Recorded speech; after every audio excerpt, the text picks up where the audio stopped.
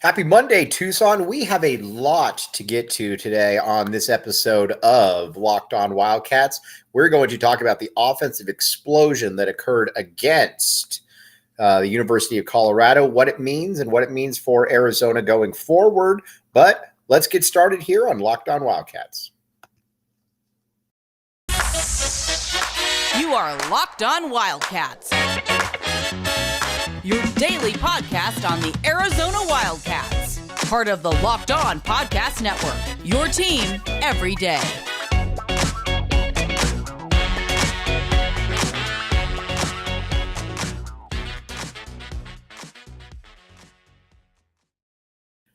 And happy Monday, everyone, and thanks for keeping it locked on Wildcats. I am your host, Mike Luke. All right, we got a lot to get to this show, but we're going to talk a lot about what Arizona did against the University of Colorado.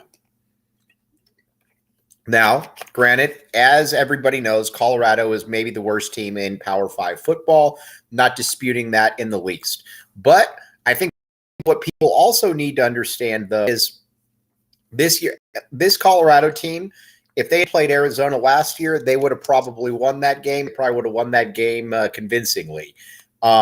Here's where Arizona, though, is unique in that Arizona right now has a quarterback in Jayden de Laura who he's not going to always be great. I think it's fair to say that. I mean, he's got a little bit of a gunslinger mentality to him, but you watch him and you know that he is capable of putting a lot of points on the board, and he's capable of putting a lot of points on the board in a hurry.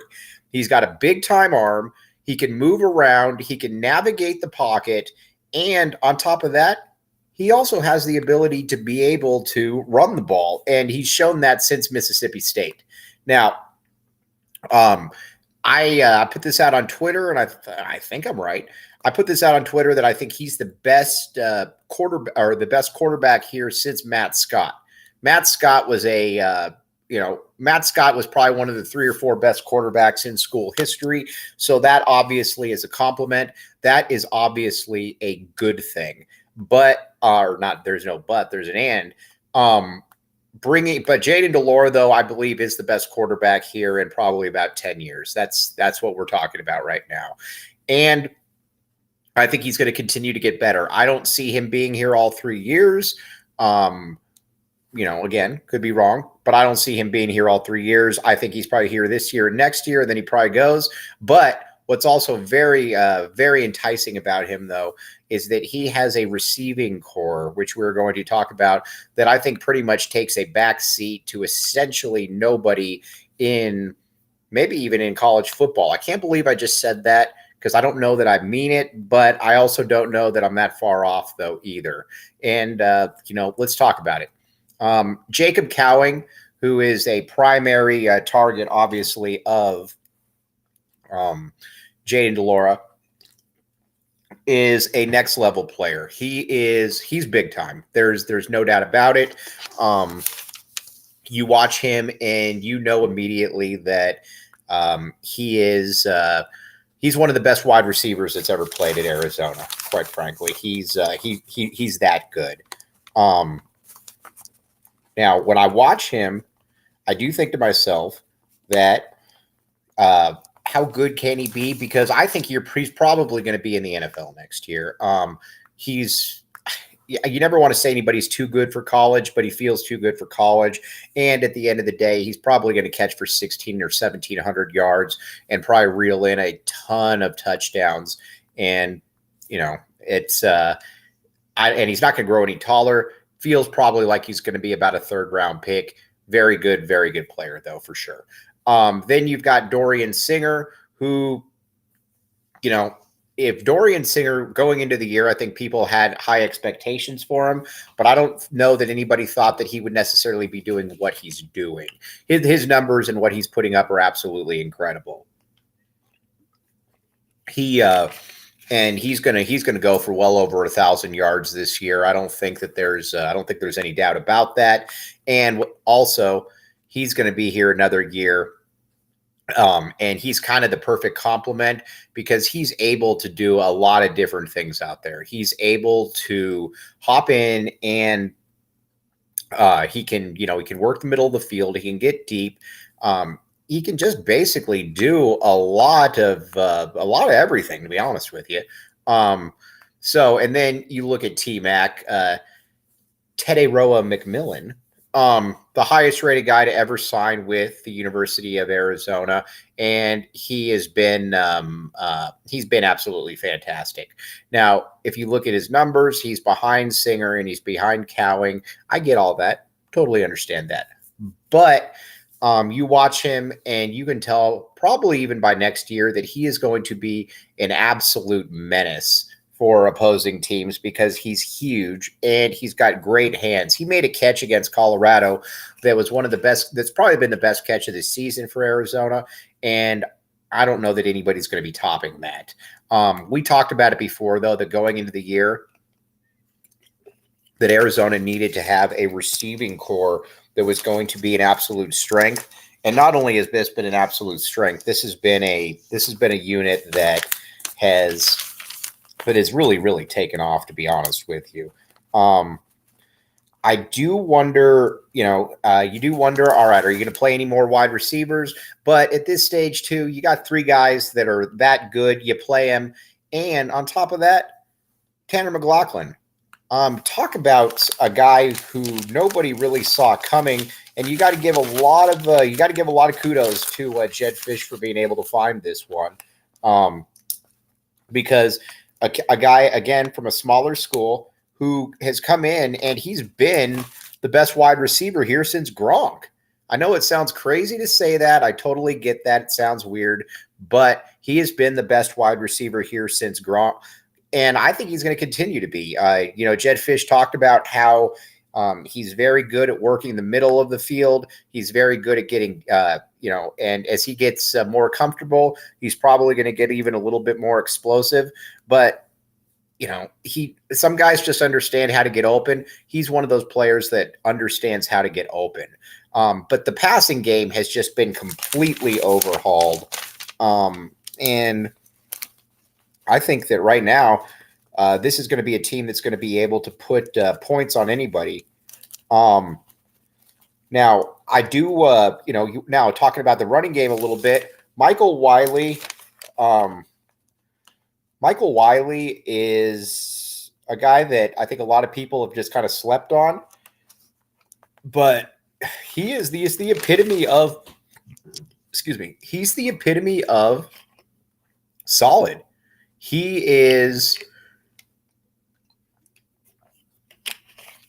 catches the ball out of the backfield. He's reliable.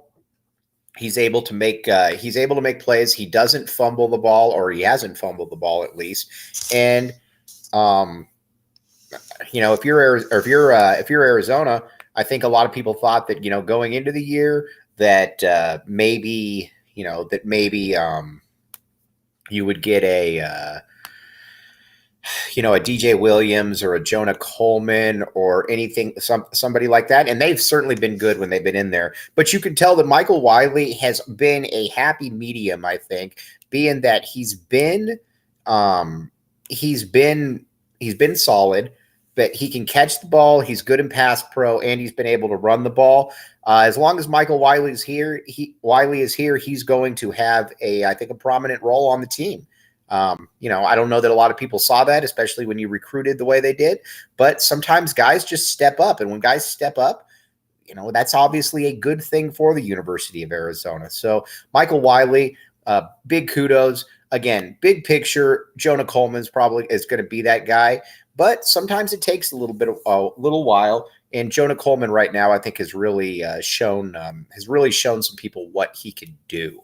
But overall, though, this offense, though, is so much different than it was last year at this point. If Arizona were to play Arizona from last year, Arizona's beating that team by 28 or 35 points. And that's strictly because of how good the offense has been. The offense has been, I think, what everybody was hoping it would be. And honestly, I don't think that a lot of people should be surprised by that, because Jayden de Laura, again, was the Pac-12 Freshman of the Year. We all know that. And he's got a receiving core that is next level, that he's going to be able to lean on, and he's been able to lean on it. And The offensive line has not been bad. The offensive line, again, it's not going to, I don't think, remind anybody of, one of the better offensive lines in school history, but Jordan Morgan has been solid. We've talked at length about Jonas Avenea and about, just the specialty factor that he has, but there's a lot to work with on this O-line, and they're going to be able to win some games for sure. Now, let's see here.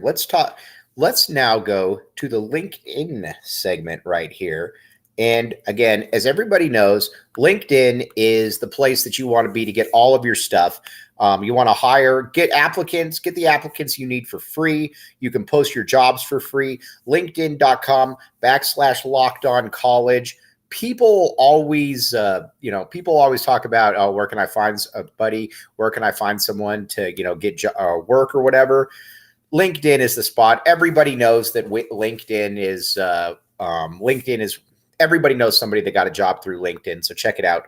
LinkedIn.com/LockedOnCollege.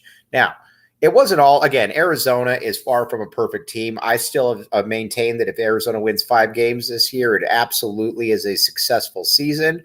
But one thing, though, that is, I think, fascinating is what is Arizona going to do about the defense? Because right now, the defense, while solid, not solid, the defense is struggling, obviously. And even though Colorado only scored 20 points, Colorado, which has a pretty inept offense, was able to move the ball way too easily against Arizona. And that obviously has gone with kind of the theme of North Dakota State, of California. And Arizona's got to figure out something to do there. Now, I think the defensive line, you've had some players that have stepped up to a certain extent. Hunter Echols has been very, very good. We all know that. Paris Shand Paris Shand and Keon Bars have shown at times. Jalen Harris has, but it hasn't been a unit that's been able to certainly carry the defense. I think the bigger problem right now is the linebacking core. Jerry Roberts has had some really big games this season, but he's also struggled at points, and it's been difficult to find somebody who's going to be able to flank him right there. And I think Arizona's still looking for that. As I get Powerade in my eye. And then in the secondary, Christian Roland Wallace is very good in man coverage. He's going to be a strength for this team all season. We all know that. But the defense has just got to find something else. They got to be able to figure something out here, because if they don't, this is going to be this could be a long couple years, to be honest with you. Now, the one thing that is exciting about Jedd Fisch is that he's certainly shown that he knows how to use the transfer portal, and I would imagine he'll be able to figure something out there. We'll check it out. But when it comes to recruiting, Jedd Fisch has shown that Jedd Fisch knows how to recruit. And you've got a lot of big guys coming in on the recruiting class, but you got to try to find some guys who are ready, I think, to be kind of those game-changing type players. And we'll find out who they are. But one thing Jedd Fisch has shown is that he does know how to recruit. All right, we're going to take a quick break, and we'll be right back with you. And we're going to talk about fans having some too low of expectations, if that makes any sense.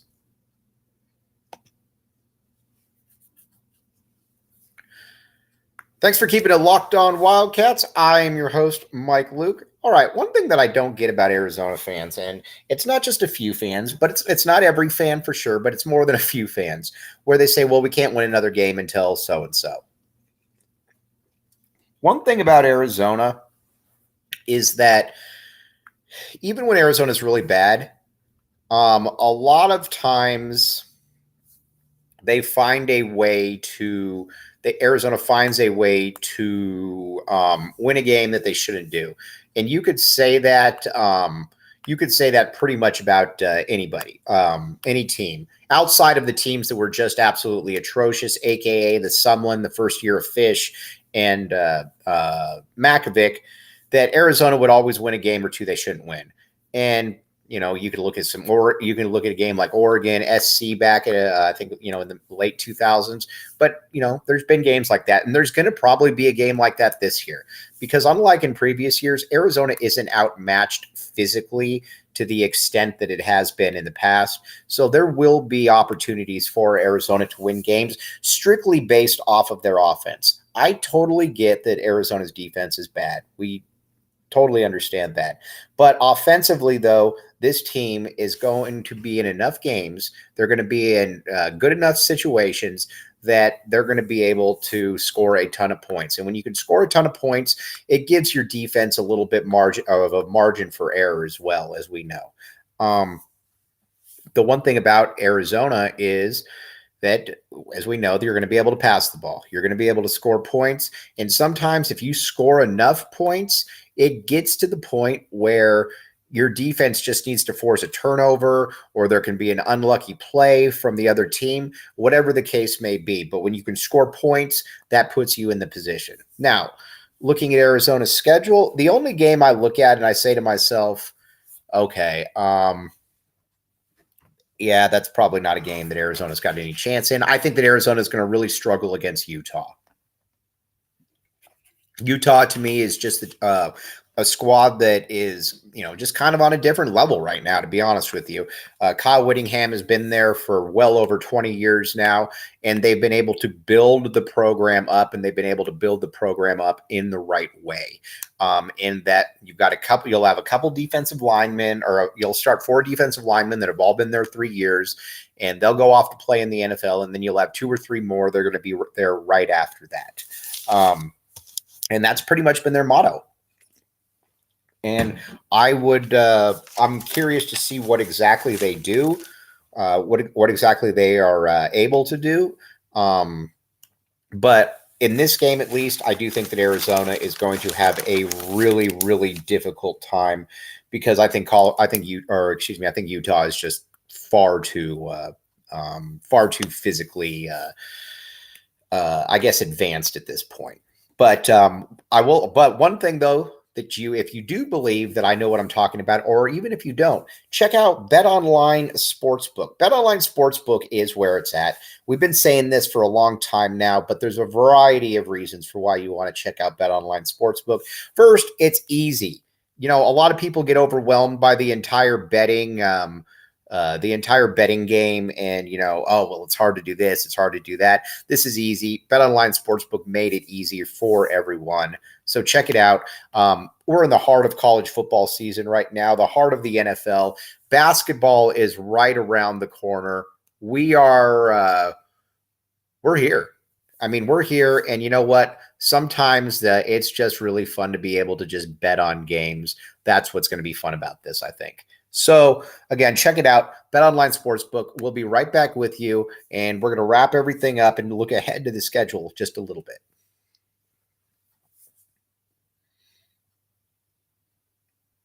Thanks for keeping it locked on Wildcats. I'm your host, Mike Luke. All right. Now, here's the games you got coming up. You got Oregon coming up this week. Then after that, you're going to have Washington. You're going to have USC.